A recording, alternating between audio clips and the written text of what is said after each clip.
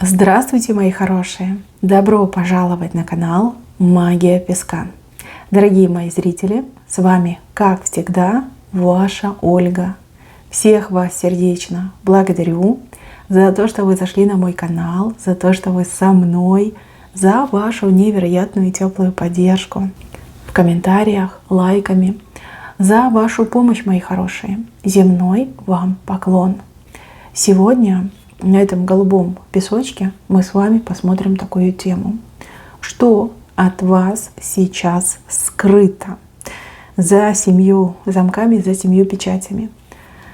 Это может быть что угодно. Если вы готовы услышать, пожалуйста, присоединяйтесь. Загадайте, пожалуйста, на себя, на скрытое, от вас в сегодняшнем дне. И давайте вместе посмотрим, что же от вас скрыто. Я прошу высшие силы дать мне возможность ответить на все ваши вопросы и послать для вас только самую важную, нужную и полезную информацию.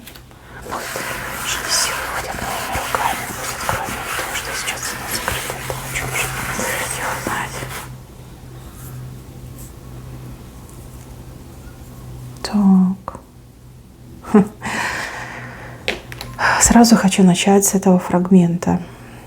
Здесь речь идет о мужчине, который будет добиваться женщину. В прямом смысле слова, объясняться в любви, просить у нее шанса, вернется к ней, либо откроется перед ней. Здесь женщина не знает, что есть любовь у мужчины к ней, и любовь очень сильная, либо уже есть, либо проснется. Этот мужчина, несмотря ни на что, будет именно к вам идти, и именно вас он будет добиваться. Вы все разные, у каждого своя ситуация, свое положение.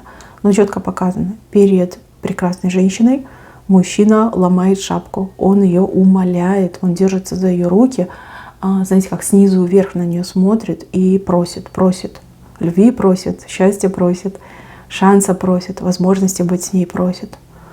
От вас это скрыто. Это будет, девочки, это будет. Неважно, кто вы, неважно, сколько вам лет, неважно, кто этот мужчина. Может быть, это и ваш муж, с которым у вас сейчас все к разводу идет. Но здесь именно инициатива мужчины, и он будет вас умолять о любви, умолять о шансе. Так оно и будет. Так, дальше идем. Смотрите, здесь с правой стороны у вас большой скорпион. Скорпион — это знак силы. Это знак могущества, и это знак того, что в вашей жизни буквально совсем скоро появится человек сильный, статный, властью наделенный, либо с каким-то небывалым авторитетом. Человек, который с правой стороны возьмет вас под свое крыло, под свое покровительство. Здесь и защита, и продвижение. Покровительствовать можно по-разному. У вас идет защита, потому что хвост четко показали, и продвижение. То есть этот человек вас будет продвигать. То, чего вы хотите, либо то, в чем вы нуждаетесь, этот человек вам поможет получить и добиться. Это может быть как мужчина, так и женщина. И этот человек вам будет дан свыше. За что? За то, что вы пережили, за какую-то утрату. В вашей жизни была очень серьезная, существенная утрата. Кого-то вы потеряли. Вот именно за эту утрату придет вот такой вот сильный, мощный человек. Вы один либо одна не останетесь. Точно не останетесь. Вы очень светлый, добрый и мягкий человек. И вам нужна вот такая вот сила, которая будет вас и оберегать, и продвигать. И вы ее точно получите. Вообще я удивляюсь этой отсыпке. Я вижу ваш образ, вот он в корне рисунка. Человек, у кого выбита почва из-под ног. Очень нестабильное положение и состояние. Причем почву из-под ваших ног вытащила какая-то злобная женщина. Знаете, вот как костьми легла. Она, кстати, еще и с русаличьим рыбьим хвостом. И почву из-под ваших ног вытащила. Она хотела вас... я не знаю, как можно это говорить на ютубе или нет. Но, в общем, она хотела, чтобы вас не было. Давайте так. Но над вашей головой, вот он, Святой Дух парит. Видите этого голубя прекрасного? Над вашей головой этот Святой Дух.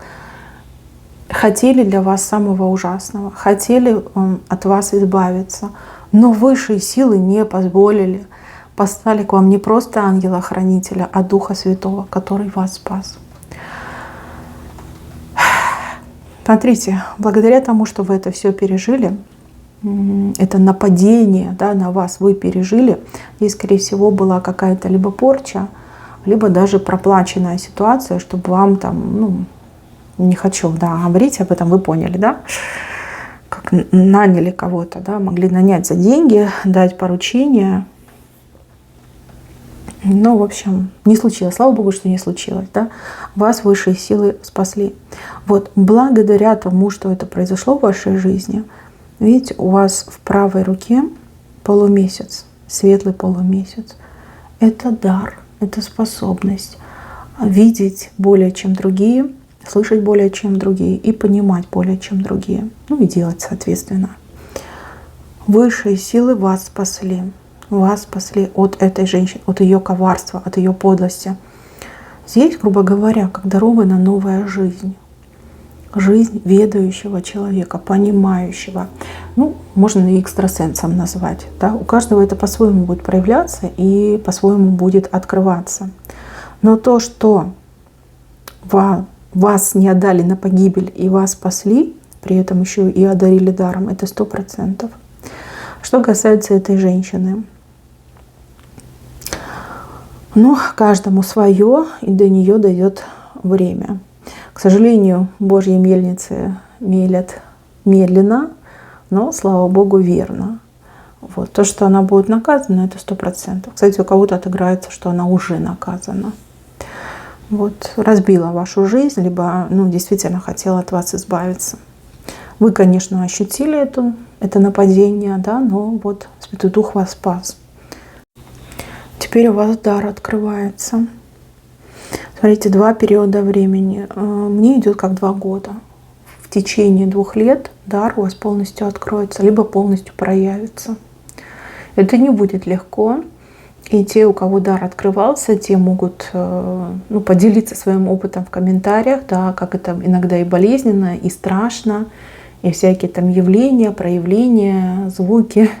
Это все происходит, да. Это не бывает так, вот как в фильмах показывают. Там щелкнул кто-то пальцами, там волшебная палочка притронулась и все.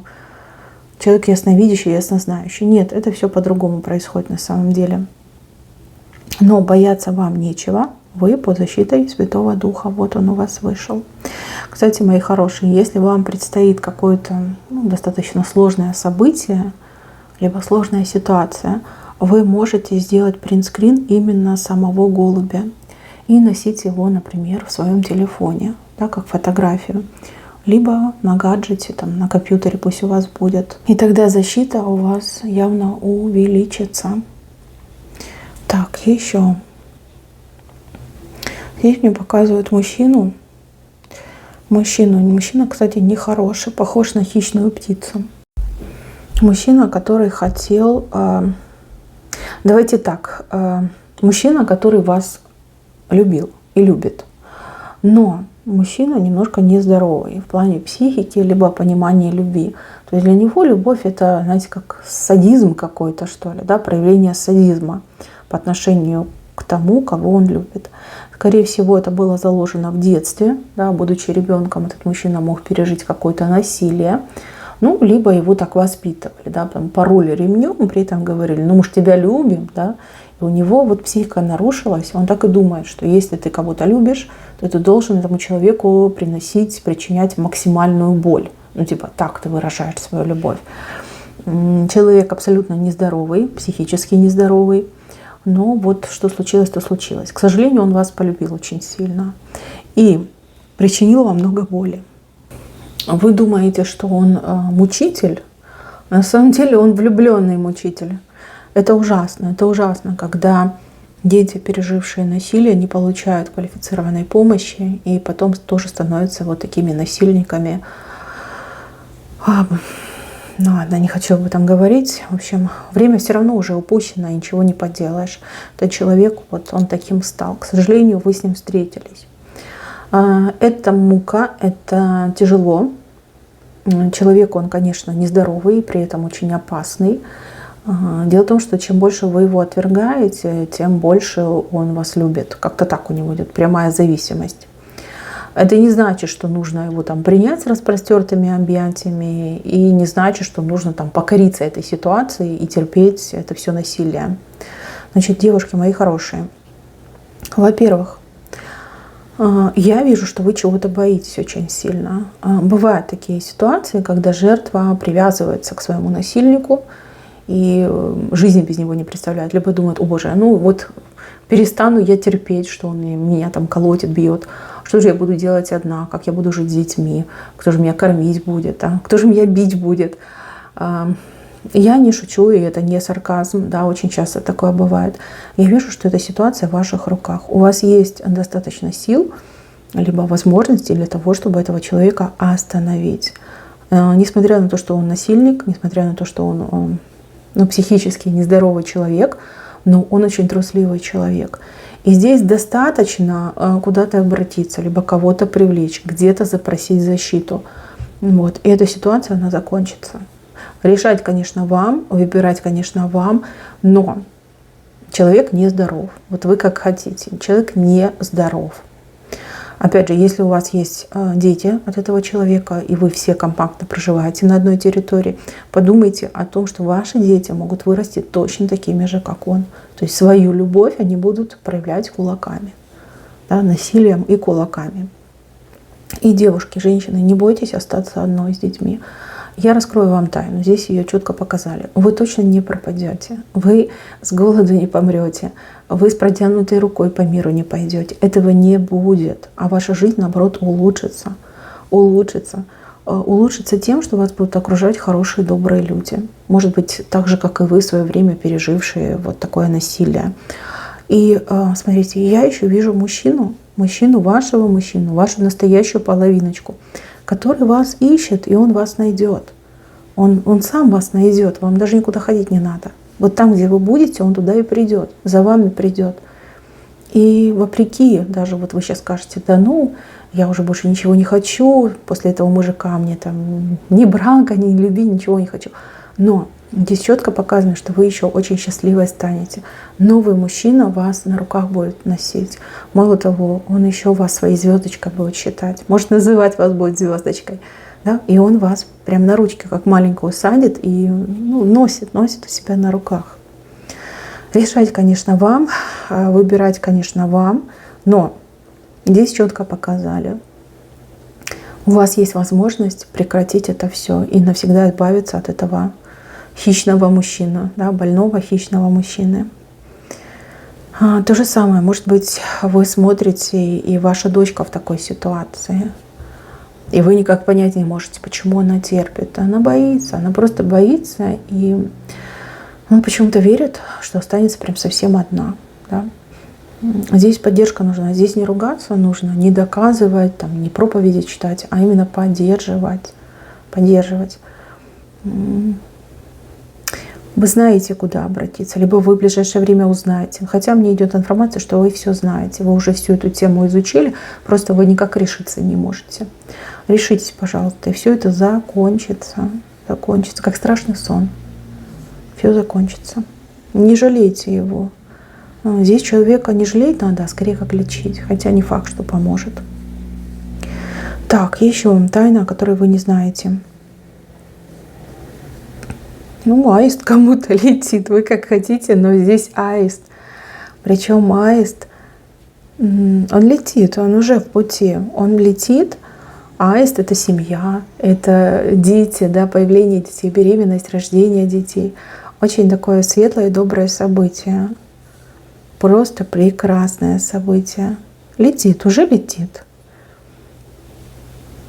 Счастливой вам стать, либо счастливым, если вы мужчина. Либо ребеночек у вас скоро появится. Не появится, забеременеете, да, скорее по аисту забеременеете. И, кстати, да, по аисту очень часто проходят и хорошие новости о рождении детей. Не у вас, может быть, у кого-то. А если вы мужчина, возможно, у вас есть ребенок, о котором вы не знаете. Прилетит весточка о том, что вы папа, да, что у вас там сын, либо дочка есть.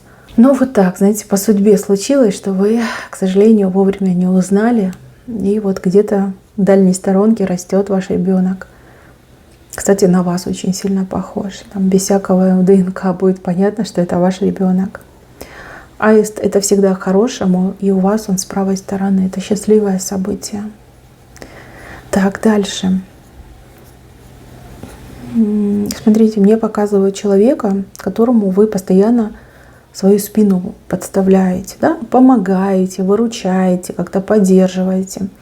Вы, соответственно, в голове содержите мысли, что вдруг мне пригодится этот человек, точно так же со мной поступит. Здесь песок четко показывает, что человек никогда не будет вам помогать, что человек эгоцентрист, да, только на себя ориентирован, либо ориентирована.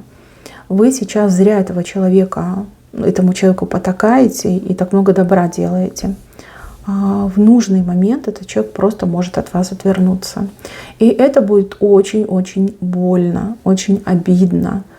Вот. Чтобы потом не было у вас таких обид, пожалуйста, либо у вас все пополам, да, добро за добро, либо каждый должен жить по своему уму, по своим способностям. За чужого человека ничего не нужно делать. И уж тем более не нужно каждый раз свою спину подставлять. У вас спина одна, понимаете? Думайте лучше о себе и живите своей жизнью, а не чужой. Подруги подругами, друзья друзьями, но какую-то вы медвежью услугу делаете, да, либо не тем занимаетесь, не тем. Так, еще тайна. Здесь, смотрите, что-то у вас когда-то не получилось. Блок, крест, закрыто. Что-то не получилось. У кого-то получилось, у вас не получилось. Вы уже с этим смирились. Вы уже эту ситуацию пережили, да? Вы ее приняли. Уже об этом не думаете, позабыли. Ну, конечно, осадочек остался, но тем не менее. Смотрите, здесь показывают новую возможность, как на второй круг пойти, да? Либо еще раз то же самое попробовать осуществить.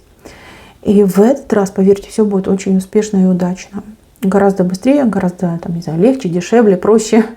Главное, чтобы вы попробовали. Не живите обидами прошлого, пробуйте сейчас, потому что ситуация поменялась, новые обстоятельства появились, условия новые появились. Пробуйте. В этот раз точно у вас получится, чего бы это ни касалось.